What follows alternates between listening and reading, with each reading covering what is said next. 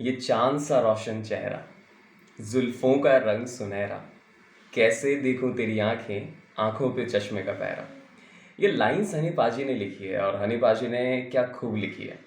पता है, इस गाने से आप आदि ऑप्टिक्स समझ सकते हैं और बची कुची आदि मैं आपको सिखाऊंगा कैसे। आइए जानते हैं। सबसे पहले सबसे पहले रोशन चेहरा, चांद एक नॉन ल्यूमिनस ऑब्जेक्ट है। तो यहाँ पे थोड़ी बहुत ऑप्टिक्स आप लगा सकते हो। जुल्फों का रंग सुनहरा, रंग कलर कलर आप फ्रीक्वेंसी की वजह से देख पाते हैं। इट मीन्स यहाँ पे वेव नेचर पाजी ने समझाया है।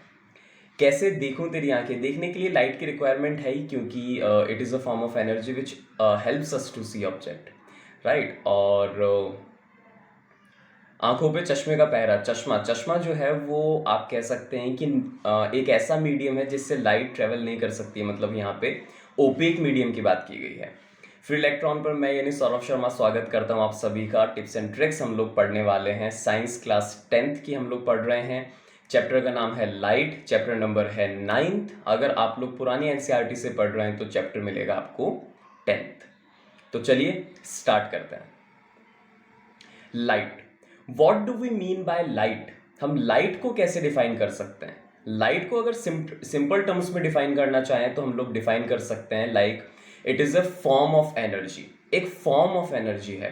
पर पता है, ये तो बहुत जनरल डेफिनेशन है। Like sound is a form of energy. आप जिस फोन से अभी ये वीडियो देख रहे हैं वहां पे हीट प्रोड्यूस हो रही है। Heat is a form of energy. ये तो काफी जनरल डेफिनेशन हो गई। तो डेफिनेशन को थोड़ी सी मजबूती देने के लिए हम क्या कर सकते हैं, हम इसमें एक लाइन ऐड कर सकते हैं like it helps us to see object. It helps us to see object. It means अब ये डेफिनेशन कंप्लीट है। Light is a form of energy which helps us to see object. Now light के बारे में कुछ एक important point देखने की कोशिश करते हैं। जैसे speed of light varies from medium to medium. यानी जो स्पीड ऑफ लाइट है वो हर मीडियम से दूसरे मीडियम में ट्रेवल करेगी तो वेरी करेगी।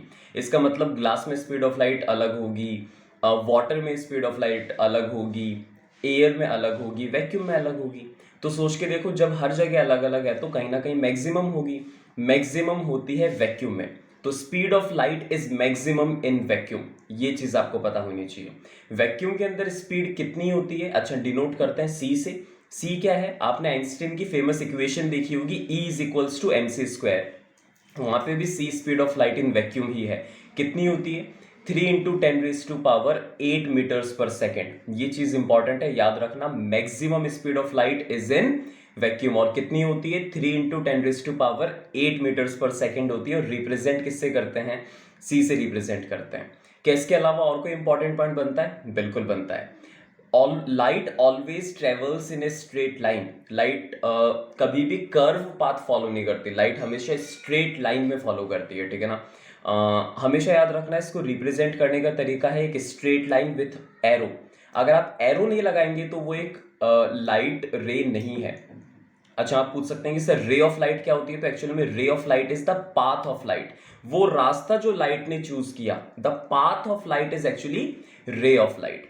अच्छा, हम बहुत सारी अगर लाइट रेज एक दूसरे के पैरेलल है, जैसे कि आपको दिख रहा है स्क्रीन पे, तो इसको हम लोग कहते हैं बीम ऑफ लाइट। ये एक छोटी सी बीम है, ठीक है ना, जिसमें 3 लाइट रेज पैरेलल है। लेकिन सोच के देखो, अगर मैं कोई ऐसी सिचुएशन दूं जिसमें लाइट रेज पैरेलल तो हो बट उनका डायरेक्शन डिफरेंट हो, जैसा कि आपको दिख रहा है, तो इसको हम लोग बीम नहीं कहेंगे। क्योंकि ये सिचुएशन जहां पे पैरेलल लाइट रेज है बट डायरेक्शन अपोजिट है, इसको हम लोग कहते हैं anti parallel situation. And anti parallel situation beam consist नहीं करती है। अगर लाइट रेज पैरेलल है तो बीम है, अदरवाइज बीम नहीं है। तो आपने रे ऑफ लाइट समझ लिया, आपने बीम ऑफ लाइट समझ लिया, आपने समझ लिया स्पीड ऑफ लाइट क्या होती है, मैक्सिमम कहाँ होगी, और medium to medium speed of light vary कर सकती है। अब हम लोग स्टार्ट कर सकते हैं लाइट का नेचर। एक्चुअल में लाइट डुअल नेचर शो करता है। आपने भूल भुलैया मूवी देखी है, उसमें विद्या बालन के 2 नेचर्स होते हैं।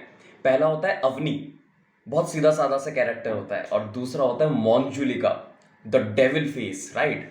तो सिमिलरली जैसे डुअल नेचर का मीनिंग वहां पे निकला था कि एक इंडिविजुअल 2 अलग अलग पर्सनैलिटीज में रहेगा, सिमिलरली यहां पे भी डुअल नेचर का मतलब यही निकलता है कि लाइट जो है वो एक पर्सनैलिटी है, एक फॉर्म ऑफ एनर्जी है। ये फॉर्म ऑफ एनर्जी दो अलग अलग नेचर कंसिस्ट करेगी, कंटेन करेगी। पहला होगा पार्टिकल नेचर, जो बहुत सीधा सीधा है, अवनी वाले कैरेक्टर से आप रिलेट कर सकते हो। लेकिन एक होगा the devil face, wave nature of light, और वेव नेचर को आप रिलेट कर सकते हो द मॉन्जुलिका। चलिए, इसी के साथ में, क्योंकि मॉन्जुलिका थोड़ा सा टिपिकल है, आप लोग वेव नेचर 12th क्लास में पढ़ते हैं और पार्टिकल नेचर को आप 10th में पढ़ सकते हैं, सीधा साधा सा कैरेक्टर है।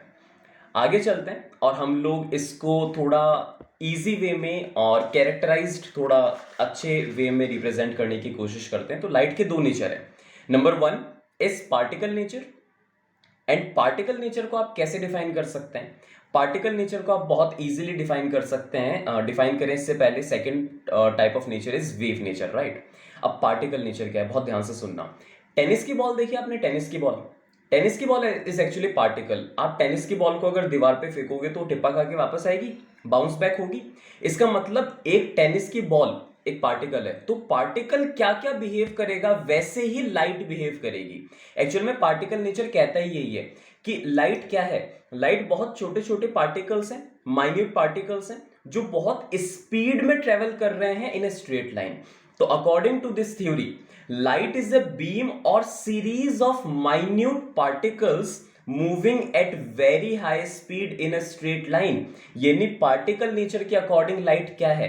लाइट सीरीज या sequence of small minute particles है, जो बहुत हाई स्पीड पे मूव कर रहे हैं और स्ट्रेट लाइन में मूव कर रहे हैं। ये चीज आपको पता होनी चाहिए। तो पार्टिकल कैसे बिहेव करेगा, इससे आप क्या क्या समझा सकते हो?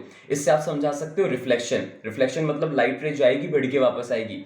आप रिफ्लेक्शन इससे समझा सकते हो पार्टिकल नेचर की वजह से। इसी चैप्टर में हम आगे पढ़ेंगे एक रिफ्रैक्शन। आप रिफ्रैक्शन इससे समझा पाओगे, आप इससे रेनबो फॉर्मेशन समझा पाओगे। उनकी बात करेंगे, इससे पहले आप डिफाइन करते हैं वेव नेचर को। क्या होता है वेव नेचर? लाइट को ये एक वेव मानता है। अब यार वेव तो बहुत सारी होती हैं। वेव तो आप कह सकते हो कि सर साउंड भी तो वेव्स ही, हम क्लास 9th में पढ़ के आए हैं। तो याद रखना, यहाँ पे वेव्स को हम कह रहे हैं इलेक्ट्रोमैग्नेटिक वेव्स।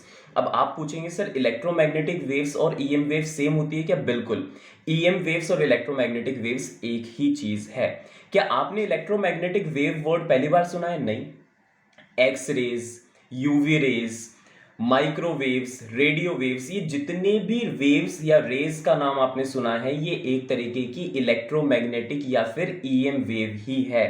तो आप ये पहली बार नहीं सुन रहे हैं। क्या सर इनकी कोई प्रॉपर्टी है? Yes, the property is it can travel through vacuum. मतलब it do not require any material medium to travel. इसको ट्रेवल करने के लिए किसी मीडियम की रिक्वायरमेंट नहीं है।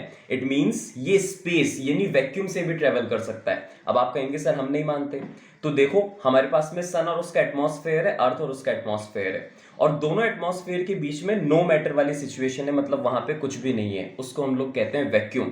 जैसा आपने अभी स्क्रीन पे देखा, वहां सन से बहुत इजीली लाइट अर्थ तक आ रही है, मतलब थ्रू वैक्यूम आ रही है। वेव नेचर आपने 12th क्लास में पढ़ना है, पार्टिकल नेचर आपने 10th क्लास में पढ़ना ही है। पार्टिकल नेचर से आप क्या क्या एक्सप्लेन करते हो, अब इस पे आते हैं। पार्टिकल नेचर से आप एक्सप्लेन कर सकते हो reflection of light. Reflection of light, bouncing back of light, बहुत अच्छे से आपको पढ़ाया जाएगा, मैं ही पढ़ाऊंगा। सेकंड, रिफ्रैक्शन ऑफ लाइट भी आप एक्सप्लेन कर सकते हैं। अब आप पूछेंगे सर रिफ्रैक्शन क्या होता है? बेंडिंग ऑफ लाइट होती है, हम देखेंगे। इसके अलावा रेनबो फॉर्मेशन है, मिराज इफेक्ट है। मिराज इफेक्ट वो वाला नहीं है जो हम लोग आमतौर पे समझ रहे हैं। मिराज इफेक्ट का मतलब आपने कभी देखा है, जब गर्मियों में स्ट्रेट कोई रोड है, उसके ऊपर आपको ऐसा लगता है कि यार आगे पानी है, बट एक्चुअल में जब हम वहां पे जाते हैं तो वहां पे पानी नहीं होता है, ठीक है ना? That is mirage effect. मृग तृष्णा इसको कहते हैं हिंदी में हम लोग।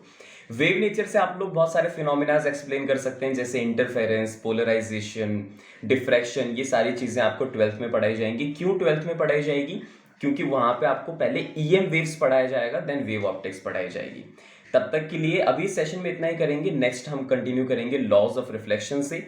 तब तक के लिए हंसते रहिए, मुस्कुराते रहिए, अपना और अपनों का ख्याल रखिए, पढ़ते रहिए chemistry. Thank you so much.